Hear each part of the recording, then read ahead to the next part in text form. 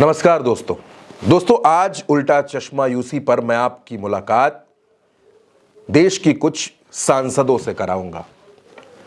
ममता बनर्जी ने 2024 के चुनाव में कई महिलाओं को मौका दिया, कई महिलाओं को लोकसभा का टिकट दिया। हालांकि महिलाओं को वो विधानसभा के चुनाव में भी मौका देती रही हैं और इससे पहले 2019 के चुनाव में भी उन्होंने मौका दिया है। 2024 में ममता बनर्जी की पार्टी से जीती हुई कई महिला सांसद लोकसभा में धुआंधार भाषण दे रही हैं। अपने अंदाज से, अपने भाषण से और अपनी आक्रामकता से वो भारतीय जनता पार्टी पर भारी पड़ रही हैं।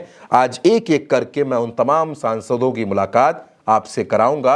सबसे पहले पश्चिम बंगाल के कृष्णानगर से दूसरी बार चुनाव जीतने वाली महुआ मोइत्रा। दोस्तों, महुआ मोइत्रा का आक्रामक अंदाज, उनका फायर ब्रांड स्पीच आपने अक्सर सुना होगा।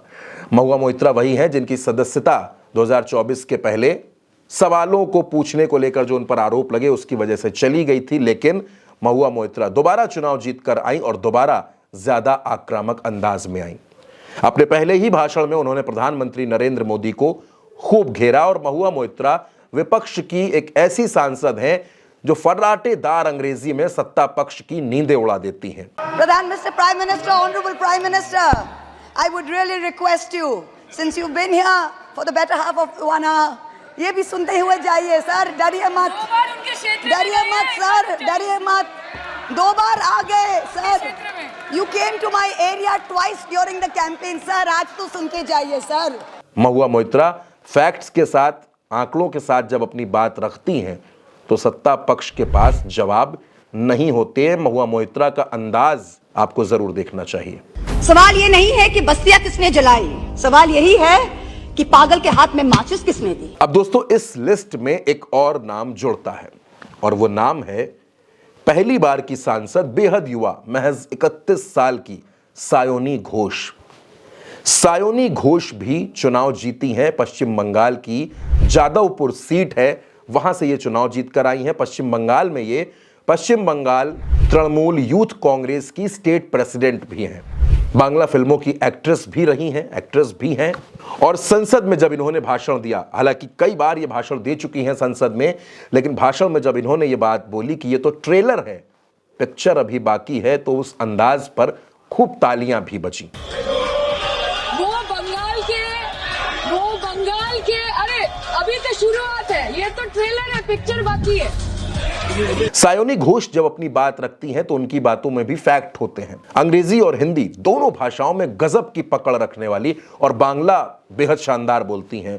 यानी अलग अलग भाषाओं में वो संसद में खड़े होकर सत्ता से सवाल पूछती हैं। सर, नीट के घोटाले से लेके जीएसटी के बोझ तक, एयरपोर्ट की छत टूट जाने से लेके रेल पटरी से छूट जाने तक, तृणमूल कांग्रेस के सदस्य, हर सांसद देश के हर गंभीर मुद्दे पर चर्चा करेंगे। बस यही आपको बोलना था। Respected sir, Mahamati Manush is the Magna Carta of the governance of West Bengal and our party, and I feel truly honored that today I've been given the opportunity to talk on a ministry which is intrinsic to the Mahamati Manush of the country.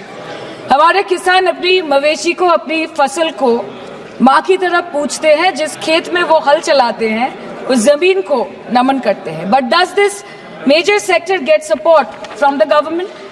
Sir, Indian agriculture supplies around 58% of India's livelihood and is a principal source of income for half of the population, accounting for 17 to 18% of the country's GDP. 70% of India's rural poor depend on livestock and farm animals. But does this sector get what it deserves? इसका जवाब अगर आप देश के किसान से पूछेंगे तो वो आपको यही बात बोलेंगे कि चाय से शुरू हुई थी सरकार और गाय पे अटक गई और विकास की मौसी 10 साल में रास्ते में भटक गई। Sir, exorbitantly high cost of cattle and poultry feed under the mismanagement of this sector by the current government. Sayoni Ghosh का भाषण कुछ ऐसा था कि ओम बिरला भी सायोनी घोष के फैन हो गए। ये पश्चिम बंगाल में ममता बनर्जी की पार्टी की सांसद हैं।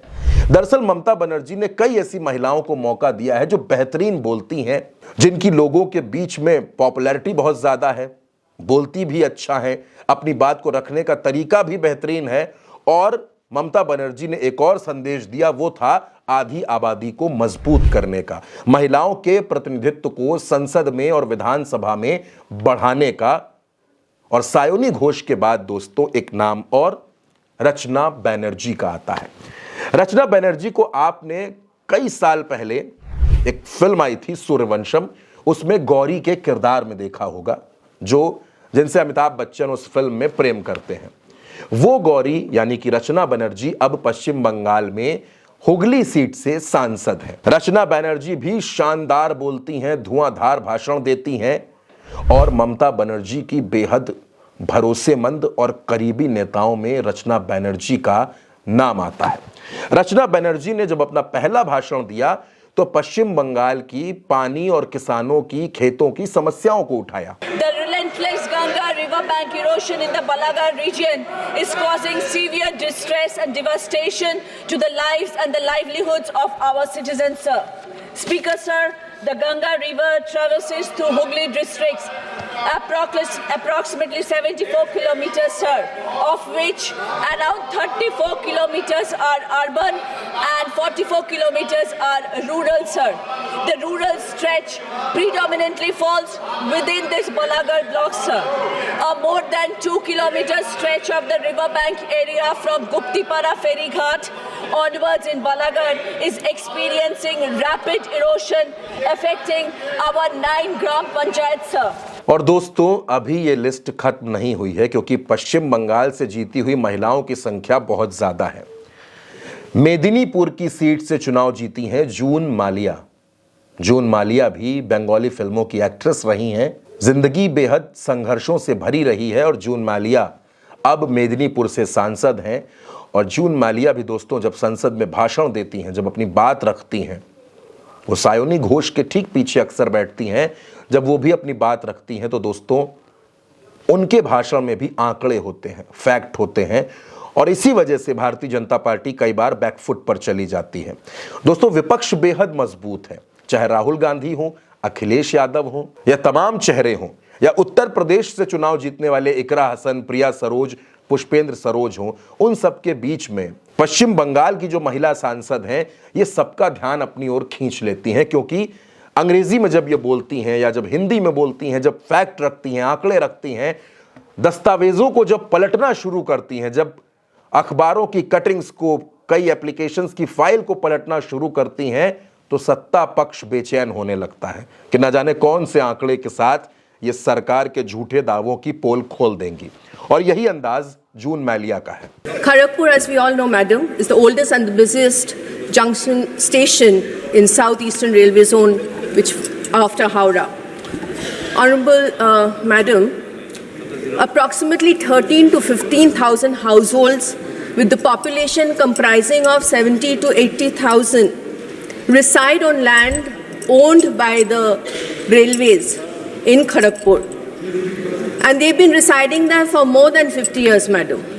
The main problem lies is that these people come from a very low income group and they're extremely poor. But the railways don't provide these colonies with basic infrastructure, which is water supply, electricity supply, and also sometimes toilets. Sir, 8 wards of the Kolkata municipality falls under these railway colonies, which is run by the government of West Bengal. And each time people come to take help from our councillors, the councillors and the municipality face absolute no cooperation from the railways. अब दोस्तों याद कीजिए, सिर्फ 2024 की बात नहीं है, 2019 में भी ममता बनर्जी ने कई महिलाओं को मौका दिया था, जिसमें नुसरत जहां सांसद बनी, जिसमें मिमी चक्रवर्ती सांसद बनी। पश्चिम बंगाल की विधानसभा में भी ममता बनर्जी महिलाओं को खूब मौका देती हैं। सायंतिका बनर्जी भी पश्चिम बंगाल में एक विधायक हैं।